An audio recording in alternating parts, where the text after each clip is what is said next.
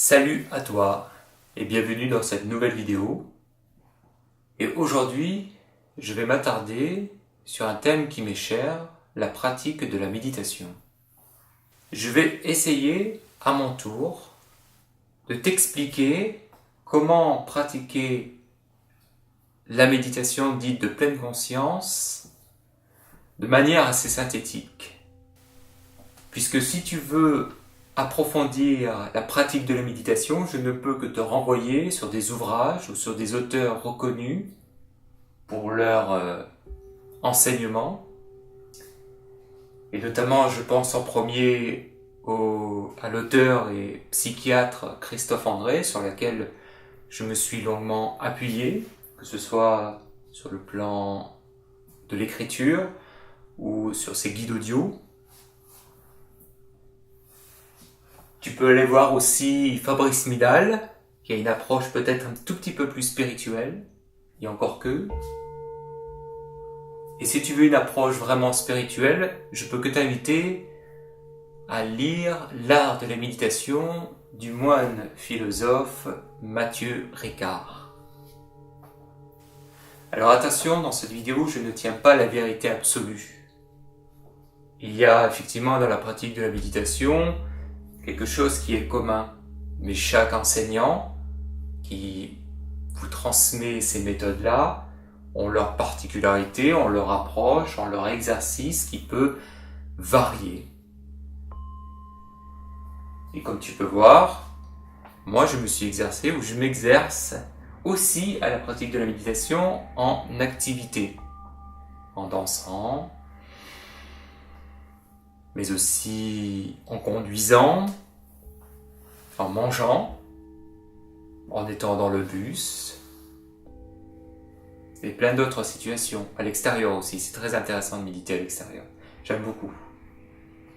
Alors pour ma part, je pratique la méditation depuis 2011.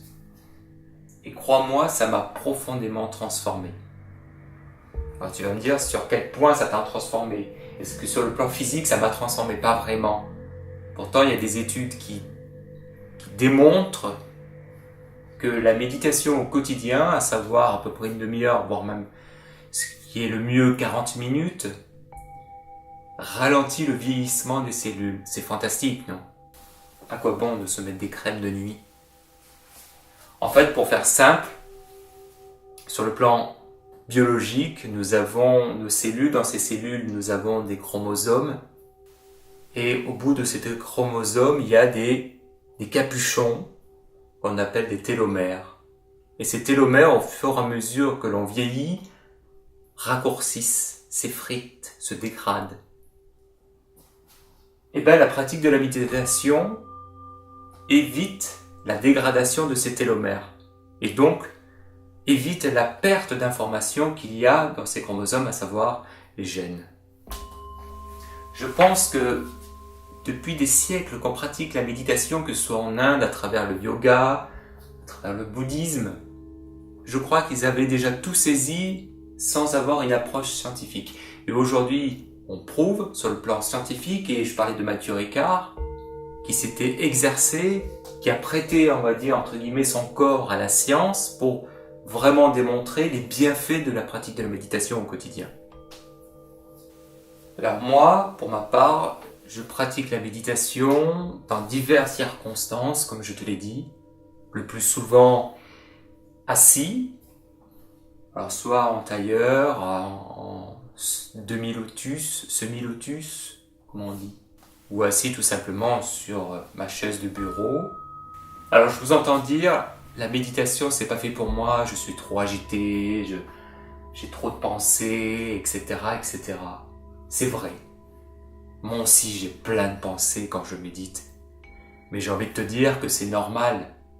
Même le plus grand pratiquant de la méditation a des pensées. Personne ne peut se permettre de ne pas penser, d'avoir des images qui fluctuent dans notre cerveau. C'est normal.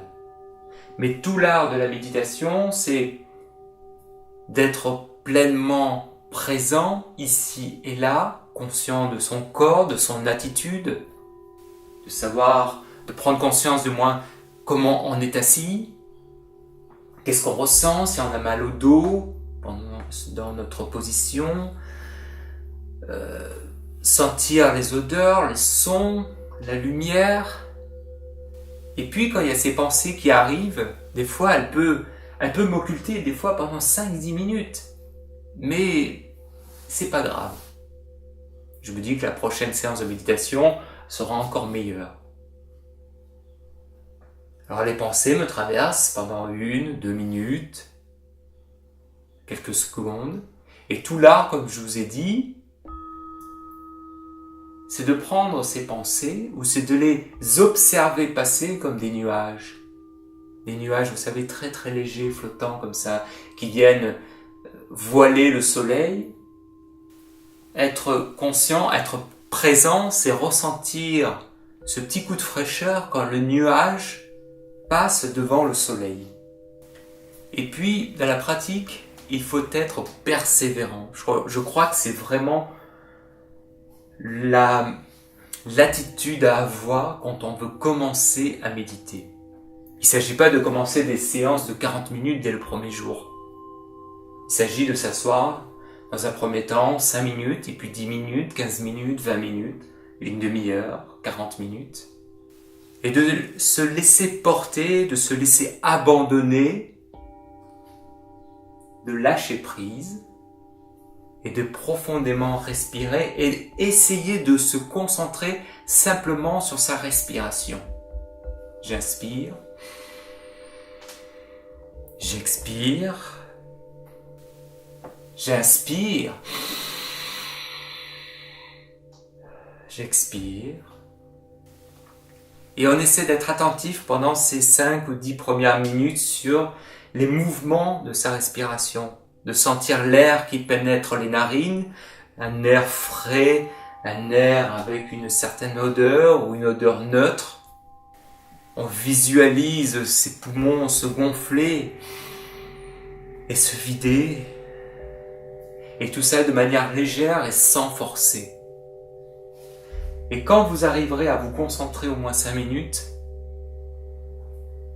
c'est déjà une belle victoire.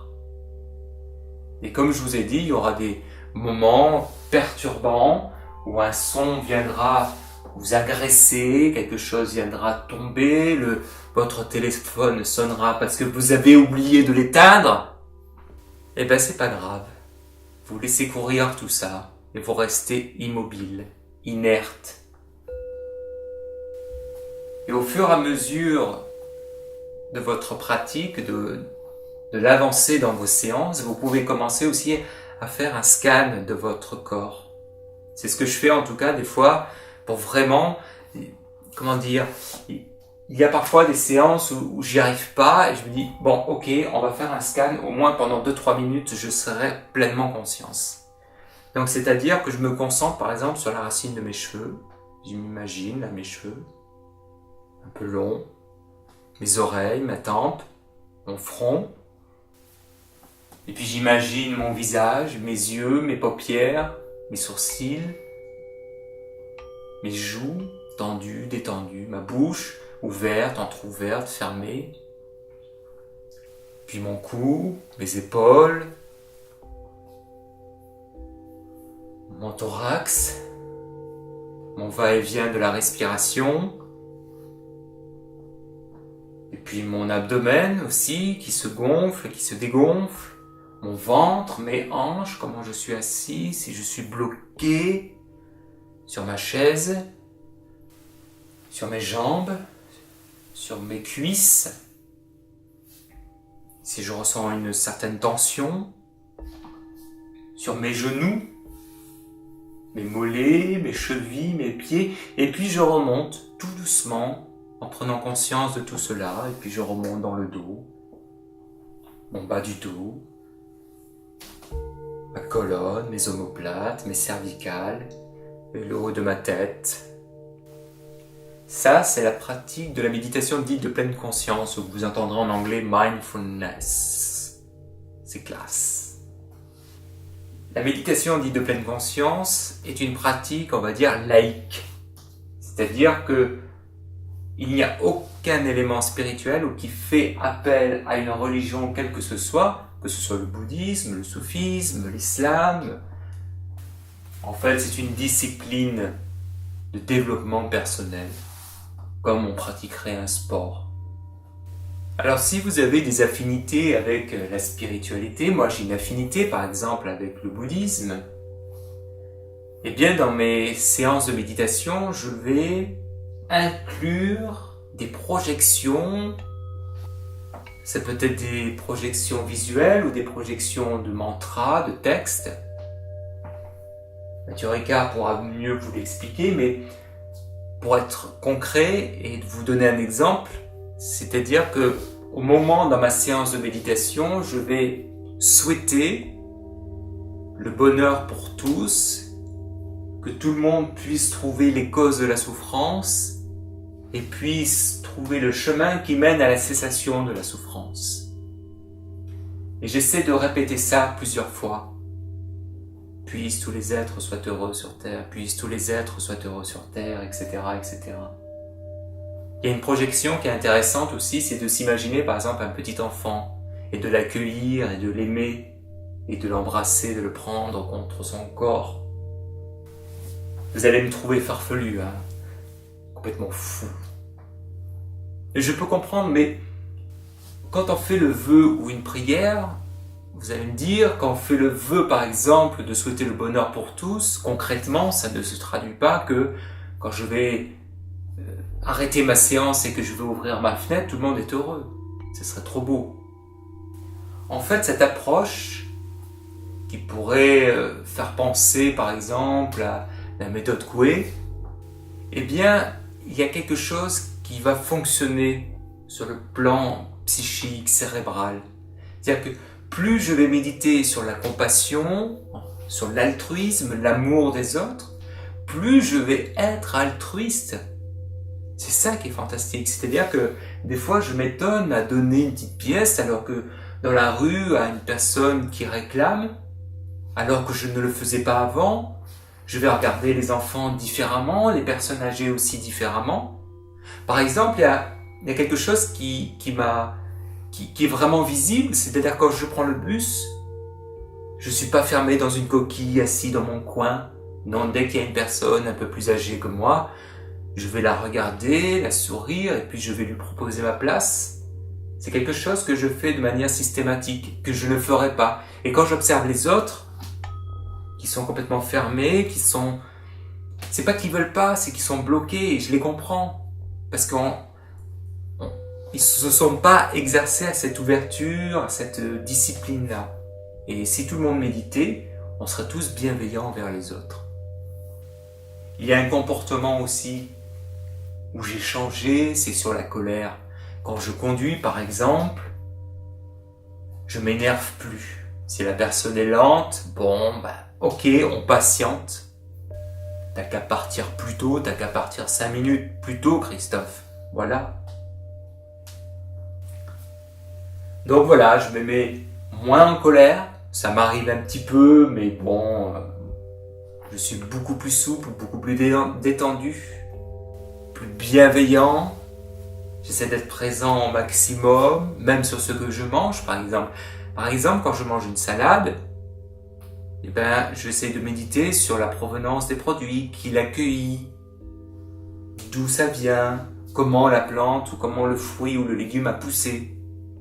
Alors pour conclure, j'ai envie de vous dire, si vous voulez vraiment pratiquer la méditation dite de pleine conscience, ne lâchez rien.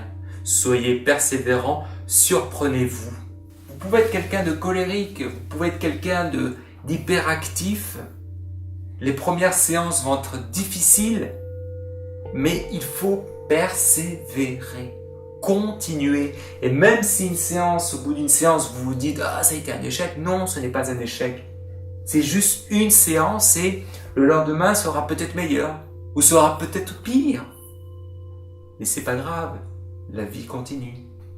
Voilà, j'espère que j'aurai été assez synthétique. Alors bien évidemment, il y a plein d'autres éléments que je pourrais rajouter, mais comme je vous ai dit, je suis pas non plus un enseignant de méditation.